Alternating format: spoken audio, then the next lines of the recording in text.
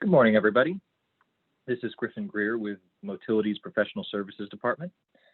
I want to welcome you to today's this morning's MotilityPay /AP check writing webinar. We're going to get started in just a few minutes.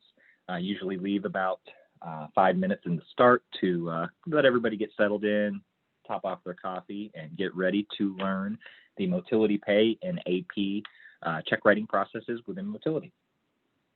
So thank you all for attending. For those of you returning from this morning's session, welcome back. Any newcomers, welcome to today's webinars.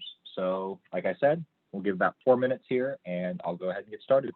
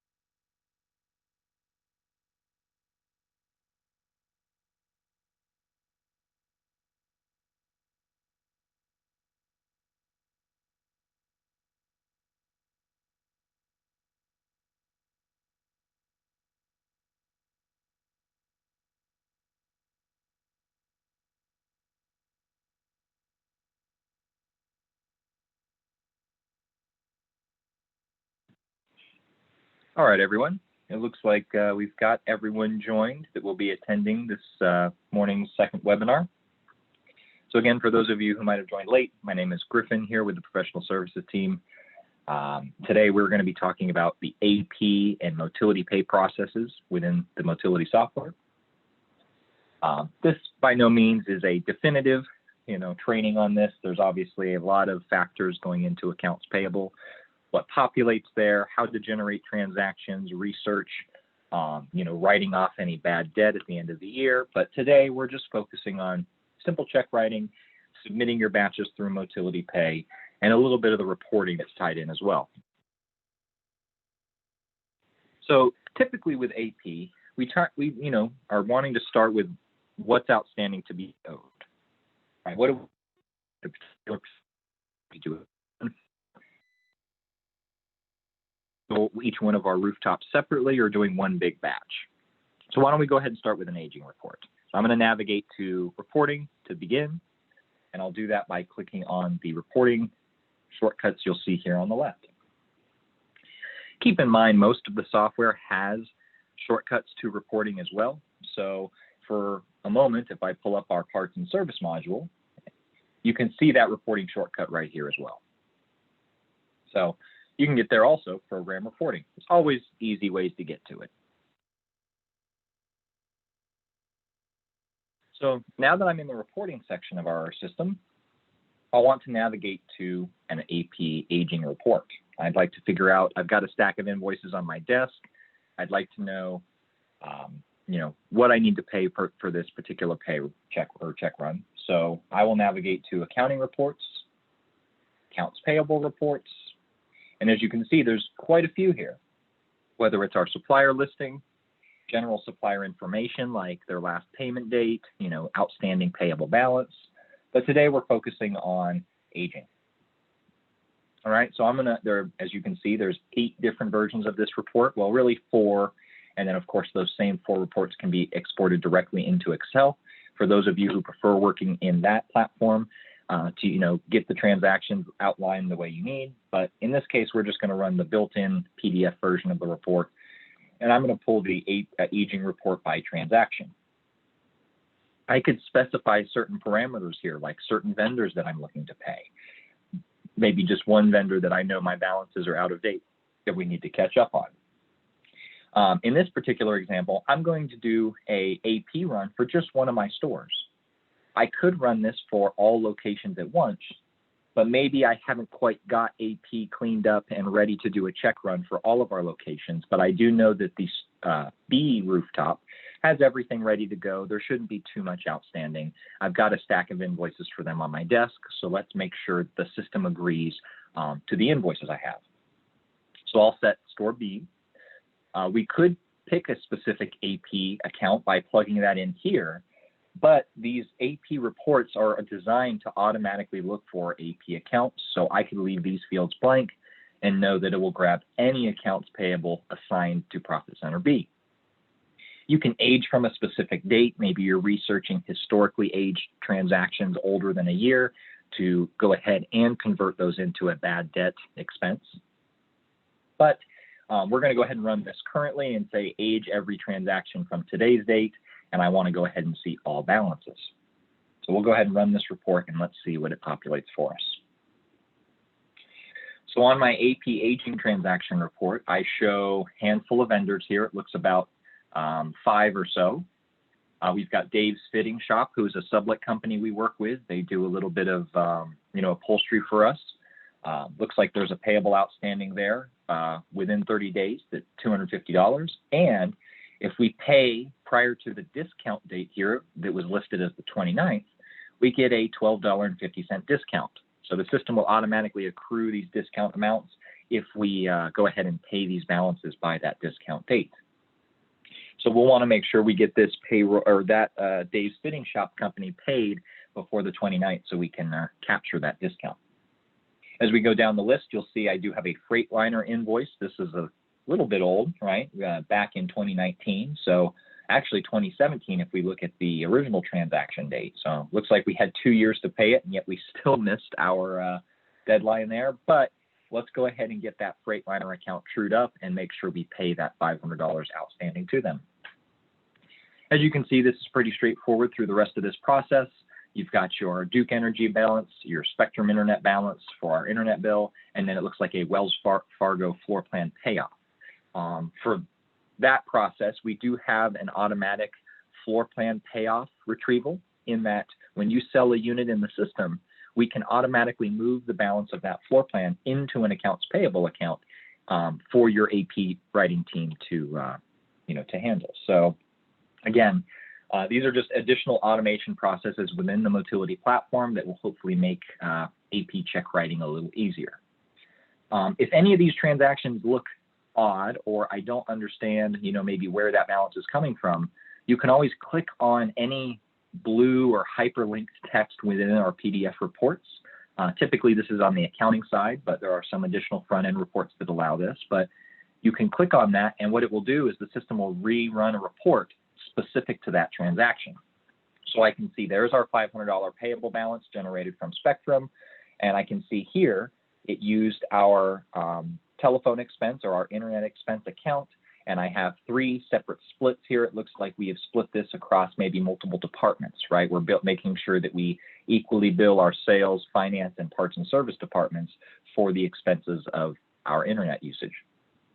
So now that I know what's going on with this transaction, I do feel comfortable paying it because now I'm familiar with where it came from. So definitely use those drill downs to your advantage to, determine, A, is this bill correct? Do we need to utilize this, or is this bad data in the system that we need to, make an adjustment on? So now that I've kind of shown you one of the areas where you'll be able to research and, match up your payables invoices to what's in the system, let's go back into the accounting platform and discuss a few of the areas that these payables can be generated from. So, the accounting and the CRM truly being the heart of this DMS system, all of these transactions can be accrued. Where from? Well, parts and service, any receiving tickets that get posted to accounting. These are your parts payables. So the system will automatically be generating parts payables to your vendors as you mark them as posted to accounting. Other places for accounts payable could be sublet work, right? We've generated a sublet document that we owe in this case, Dave's Fitting Shop for doing some of that upholstery work. We owe him certain balances for completing that work for us. Those will be created automatically and generated from the parts and service departments. So those are some of the transactions that can come over automatically. Let's go into accounting, and maybe we'll generate one additional AP transaction because I noticed on my AP aging report, maybe there's one that I'm missing. So we'll go ahead and populate one in there, and then I'll show you what that looks like. So we'll go into the accounting platform. And one of the other areas we do want to show is the PO/RE control center. That is our purchase ordering/receiving control center. So while you can find all of these documents in the other modules, parts and service specifically, I can also research these items directly from the accounting system. To do that, I can pull up a particular vendor, let's say NTP, and let's say I want to see every NTP purchase that we've made. You can find all of those transactions here, and you can see they're a bit color-coded. Well, why don't we sort by status to organize these a bit? Or I can sort by date, right? Or I can put filters in here, right? If a PO is completely fulfilled, I'm not too concerned with it. However, maybe there's items needing to be posted to accounting, right? Or items that need my approval before my parts and service team can actually create the purchase order. This is something that we can create either by vendor or for your company as a whole.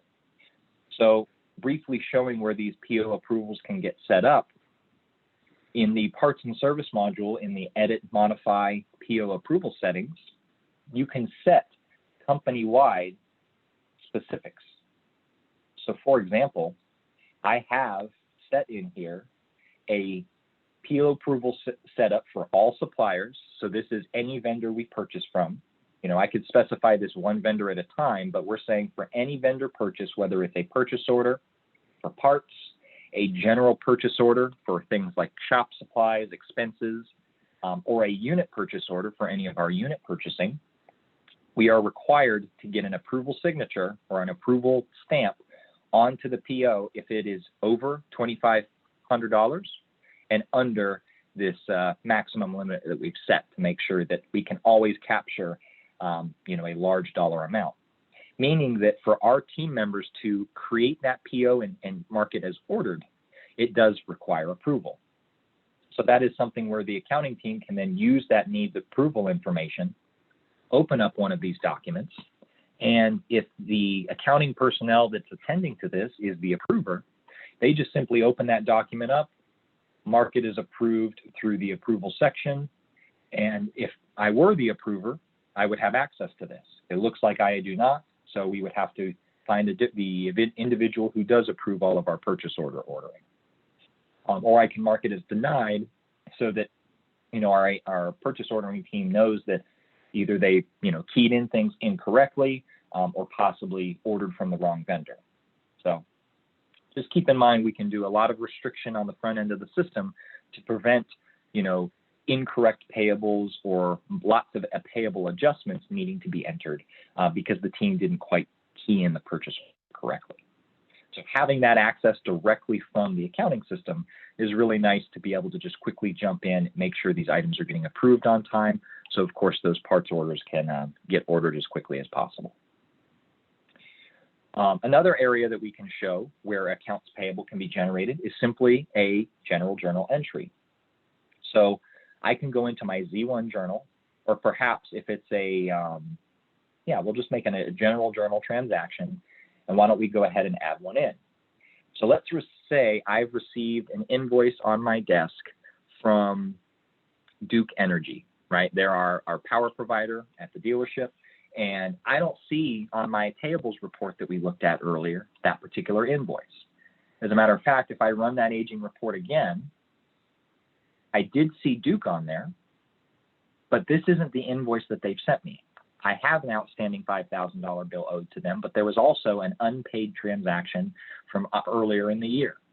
Well, someone didn't key that into our system because I can't find it in our payables. So let's go ahead and add it in quickly before we do our check run. So I can add accounts payable transactions by just hand keying them into our ledger. I'm going to use the accounts payable account, 2100. The profit center here is going to be profit center B. That's the location that I'm currently writing this entry for.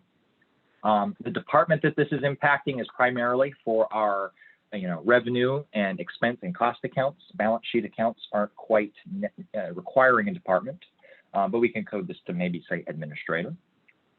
Your entity reference number is your outside link to that invoice number. So if Duke sent me that invoice and their invoice number was 187654, that's what I would want as my entity reference number, so that when my payables team goes to mark this transaction as paid, they would be looking for the correct invoice number stated on Duke's invoice.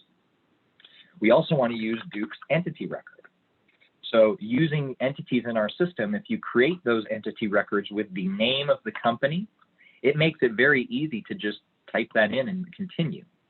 So definitely would advise to you, rather than just letting the auto numbering choose a random sequence of numbers, or the next available number in the sequence for that entity, you'll want to make sure that they, utilize some of the accounting companies like your, payables, your floor plan companies, your banks. Make it something easy so it's, you don't have to guess what that random string of numbers is and who we're paying to.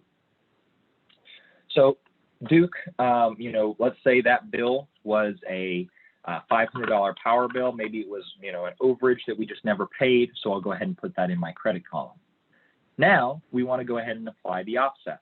Well, maybe I don't have my power or utilities GL expense memorized. You can always hit the ellipsis here. I like to search for all accounts so you can see everything, then maybe filter down to my expenses by going to the account type and typing EX, and then further filtering by finding either my utilities account or my power and water expense by simply typing in the descriptions of those. I found that expense account. We'll go ahead and mark that. We'll code it again to the same profit center. This is location B's power bill. And then I'll go ahead and balance my transaction here. And I'm done. Double check the dates. Well, their invoice date shows as October 1st. So why don't we backdate that to the appropriate transaction date and posting month. And we can go ahead and save. Now, if I don't give this transaction a reference number, it's just going to assign a new one. But again, the important portion here is our entity reference number, like we talked about. This is the link to that outside invoice number that Duke is providing. If there is a due date, well, we're already well beyond it. It was due on the 30th, October 30th, I should say. And we did miss the discount opportunity, so I will go ahead and leave that out of there. But we'll go ahead and save our transaction. And now I would expect to find that in our payables section. And to confirm that I did everything correctly, I could always rerun my aging report to make sure there's my next transaction. There's our $500. And I can see it did age it correctly because I did backdate my transaction. So I can see this is, yes, something we missed on our last pay run.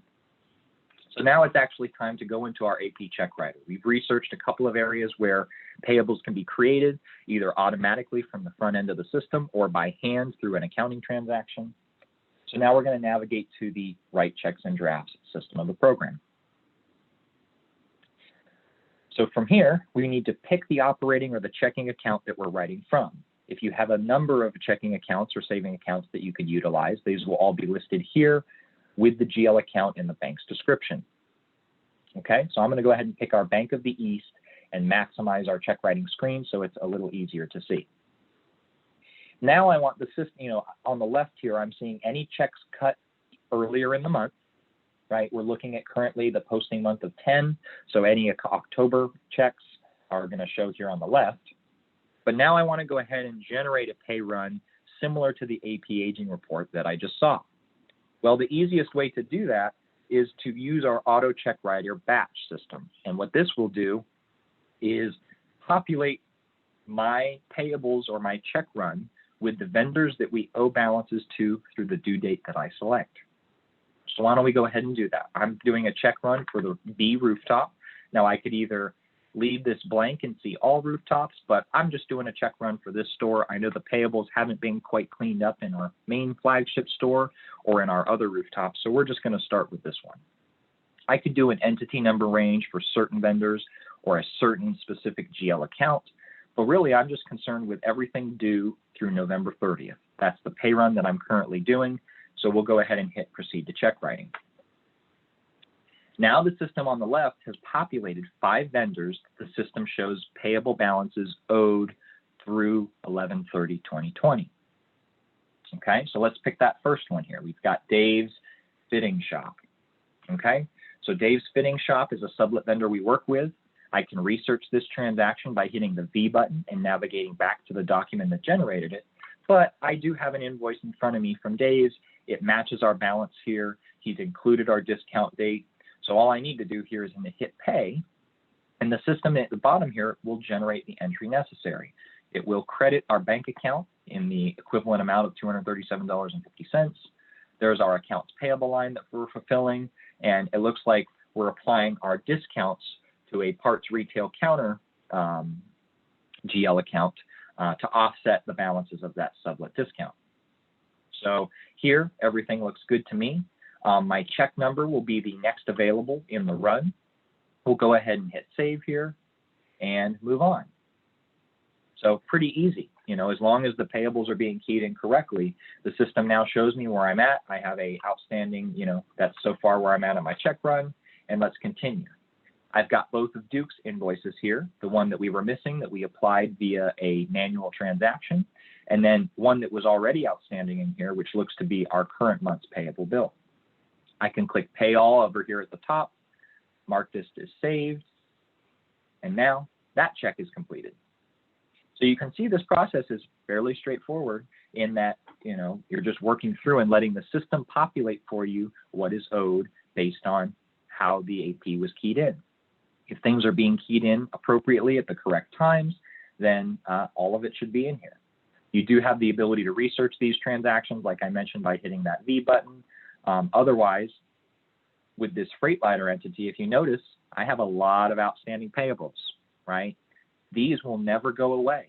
So unless we are going to move these to a bad debt or, a different account to try to recollect or, to determine are these payables actually owed, I probably have a lot of, folks at Freightliner wondering why all my invoices haven't been paid. Well, we can catch all that up by hitting Pay All. That'll generate all of the entries here. We'll make sure my dates up here at the top match, save, and we're good. I'll go ahead and finalize this process by maybe we don't want to pay this full internet bill for Spectrum. We only want to pay a portion. So I can just put into the pay amount here the portion that we'd like to pay, and the remaining payable balance in here of $50 will continue to stay in here. Okay, same process. We'll go ahead and update my month, save my check, continue to our last payable balance owed. This looks to be like 2 floor plan payoffs here. I've got 2 stock numbers. One's a floor plan payoff for stock number 999999, and then our stock number 1538 looks to be like a payable generated from store A So we're going to go ahead and ignore that one because we're just looking to pay Rooftop B for our particular payables run this time. Mark it as paid, update our month tier, and save. So now I have a full batch of checks ready to be printed. If any of these vendors I did not want to pay, let's say maybe the Freightliner ones, I want to research, because if I truly owe them from all these years, wouldn't we be getting different statements or, something from them to check that? So you can always not include a vendor in this list, and you would just simply not mark them as paid. Or I can come back into this check, delete my transaction lines, and save it. And then come back, that check won't print. So you can see all of these are back in the payable section as they were. So you can include or disinclude items in here. They will always stay in payables for your next available run. We'll go ahead and fix this one back to the way that it was, because I do want to pay all 5 of my vendors here. And let's go ahead and work down the list of available options once you're ready to go. The print invoices due is a simple report shortcut that will just list all of what we just saw in here. So everyone that is marked as to be owed will populate. And you can see all of my Freightliner invoices, Dave's. You'll see all of those transactions in here. When we're ready to go ahead and mark those to be paid, this could be something we could print out and mark on paper which items we would like to attend to. But in this case, we already attended to them. So that's what the second report is to show, is print invoices selected. If I had 50 vendors in here and only 5 have been marked to be paid, we will only show the invoices selected as the 5 that we've marked to pay. And as I do this, you'll see there they all are. Okay. From here, you can print your remittances. You can also request approval. So like we talked about earlier, we can force an approval to be required on any of these checks to be printed out in the system. So if I did have a 2-step process where I needed to require approval from one of my, a CFO or our owner to submit these checks, we could click that button and they will get an email requesting approval directly from their account. They can go back into, if I minimize this screen, we mentioned a check approval system. All checks needing approval will populate here, and your owners or CFO can work through this list, approve or decline, figure out what these balances are, find it, and match this to the invoice they have on their desk, and they can work down this whether they want to approve everything or leave them out here. So for those of you who will use that process, you'll find that there in the check approvals. Otherwise, you can continue forward and submit this batch of checks to MotilityPay.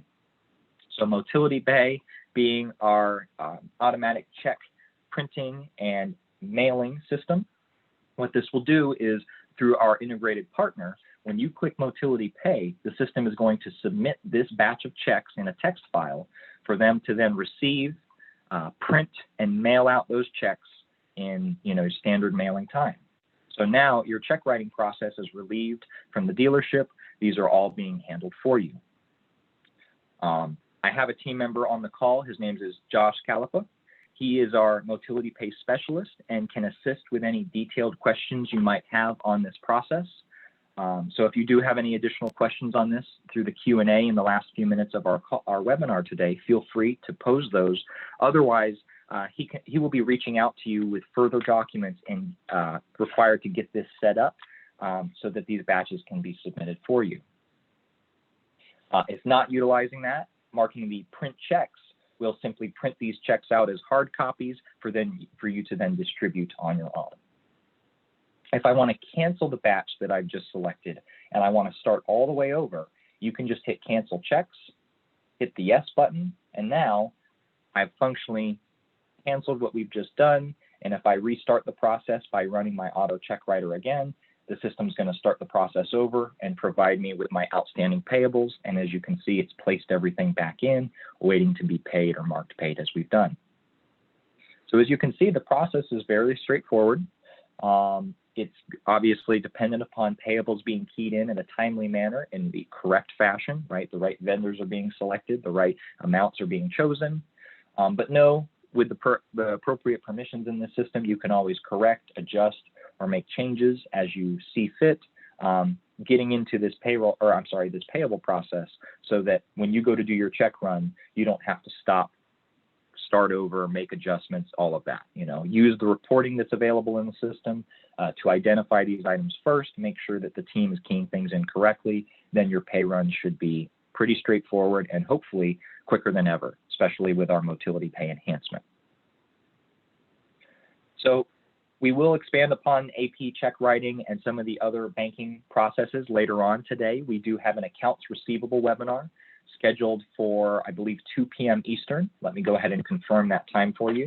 And then what we also have is at, I believe, 3:30 Eastern today, we have the banking utilities webinar, and that's going to review the daily deposits as well as the reconciliation program for reconciling your bank accounts within Motility to match the bank statement that you're provided at the dealership checking account. So again, 2 p.m. Eastern, we have accounts receivable training, and 3:30 p.m. Eastern, we have the banking, bank rec, and daily deposits webinars. So for those of you who have joined and been with us since this morning, thank you for joining both of our webinars. If you do have any additional questions on this process or any questions for Josh while he's on the call with us, please feel free to use the Q&A panel in the Zoom session. Otherwise, I'm going to leave this session open for a few minutes for those questions to trickle in. Otherwise, I hope you all have a great lunch, and we will see you again this afternoon at 2 p.m. for the Accounts Receivable webinar.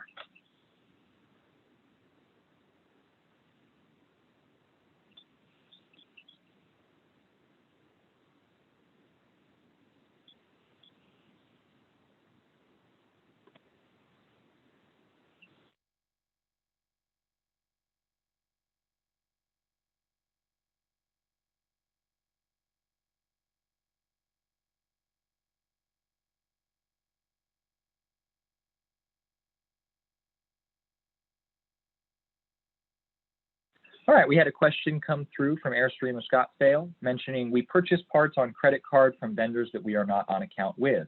Can these APs be created to reflect who was purchased from but post to the credit card vendor? Absolutely. This is kind of a more advanced, or we usually show this if requested, but you are absolutely correct. We can do this.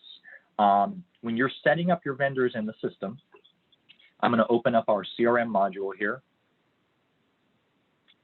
And from here, in the vendors section, so I'm going to pull up one of the vendors we created. I'm just going to call it, let's say Spectrum. Or you gave a parts example. Let me use a parts example. So maybe when we purchase parts from Aero, our Aero distributor, oh, this is Aero Septic. I'll use NTP. Might be a better example here. Let's do a show all of our suppliers, and then find NTP.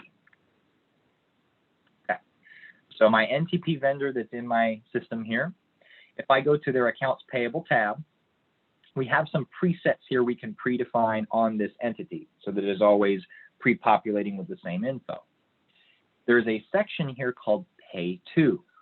When you create a payable, or I'm sorry, when you create a receiving ticket for NTP, typically it's going to default the payable to NTP. However, if I wanted to default the payable to go elsewhere, I could use a pay to default. So I could set up one of my credit cards or dealership cards like an Amex card in the system here. So for example, let me pull one up.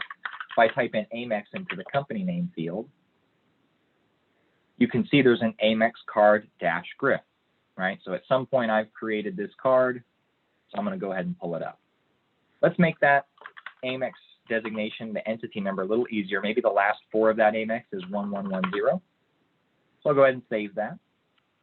And now here is an entity record that should have the sum of all balances owed on that statement, right? So if every purchase that Griffin has made with his Amex here is keyed into the system, when I pull a balances report or an aging report on this entity, it should match. So now let's go back to our NTP entity. I'm going to do so by hitting Show Suppliers. We'll type in entity number of NTP. This should find our entity directly. And back on this Pay To tab, I'll populate that Amex entity record. Now what does this look like? If I go into our parts and service module and I create a receiving ticket, right? I'm not going to go through the whole purchase order and all that, but if I create receiving and I receive parts from NTP, watch what happens when I populate this receiving ticket. The vendor still shows up here at the top, but when I'm creating my payable, it's going to show up under this Amex entity. So let's do a quick one. I've got a flexible hose part. We received 5 of them. My entity reference is CCS 2020. All right, just to keep it simple. I'll add my freight here. We received freight. They billed us $5.99. So now I have a parts receiving ticket for $76.63, $6 of our freight charges. I want to go ahead and receive this now. I don't want any barcode labels for these parts. We'll let the parts team handle that, and we'll go ahead and post this to accounting. So from here, let's go ahead and jump back in. I could even pull it up just on our entity record. And if I go back to our Amex entity, whether it's in the CRM or I pull an aging report, the balances of that transaction we just populated will show on this entity. Okay, so that will reroute your payables to an entity record of your choosing. So you could create those cards as an entity record in the system and then just fill out that pay to default for that vendor. So I kind of stretched this process out a little bit, but I did want to try to answer it in full.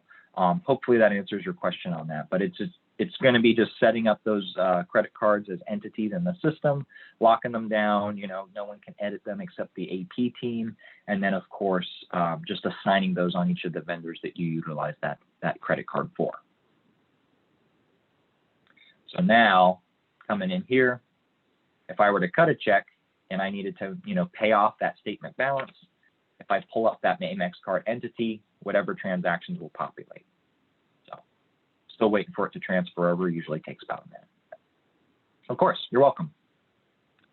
Well, without any other questions coming up, I appreciate your questions there from Airstream. Hope these sessions have been helpful for you. And we look forward to seeing you this afternoon for accounts receivable. Again, that's at 2 p.m. Eastern. So have a great rest of your morning, and we'll talk to you this afternoon. Thank you.